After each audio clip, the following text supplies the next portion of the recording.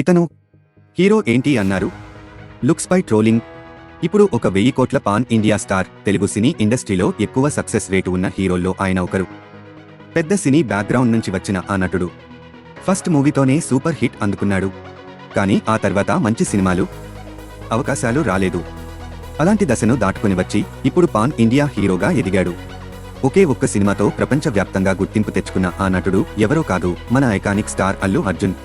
హీరోగా తన మొదటి సినిమా గంగోత్రి హిట్ అయినా అప్పట్లో మంచి అవకాశాలు రాలేదని బన్నీ తాజాగా చెప్పాడు. అల్లు అర్జున్ లవర్ బాయ్గా నటించిన ఆర్య సినిమా విడుదలై 20 సంవత్సరాలు అయింది. ఈ సందర్భంగా మూవీ యూనిట్ ఒక మీడియా మీటింగ్ ఏర్పాటు చేసింది. ఈ ప్రోగ్రాంలో అల్లు అర్జున్ తన కెరీర్ ప్రారంభ రోజులను గుర్తు చేసుకున్నాడు. గంగోత్రి హిట్ అయినప్పటికీ నాకు అంతగా గుర్తింపు రాలేదు. ఆ సినిమాలో నా లుక్స్, ఎక్స్ప్రెషన్స్ కొందరికి నచ్చలేదు. అందుకే మంచి సినిమా అవకాశాలు రాలేదు. గంగోత్రి బ్లాక్ బస్టర్ అయిన ఆర్టిస్ట్గా నేను ఫెయిల్ కావడంతో గుర్తింపు రాలేదు. ఆ సినిమాతో 0 నుంచి ఒక 100కు చేరుకున్నట్లు అనిపించింది అని అల్లు అర్జున్ చెప్పాడు. రవితేజ ఇడియట్ సినిమా చూసినప్పుడు అలాంటి ఓ చక్కని సినిమాలో నటించాలనిపించింది. ఆర్యతో ఆ కోరిక తీరింది. నేను బాగా డాన్స్ చేస్తానని నాకు తెలుసు. నిరూపించుకునే అవకాశం కావాలి. తకధిమితోం అనే పాటతో డాన్సర్గా మంచి అవకాశం వచ్చింది అని వివరించాడు. త్వరలో ఆర్యతో బన్నీకి హిట్ ఇచ్చిన సుకుమార్ పుష్ప సినిమాతో ఐకానిక్ స్టార్ రేంజ్ను పాన్ ఇండియా స్థాయికి తీసుకెళ్లాడు.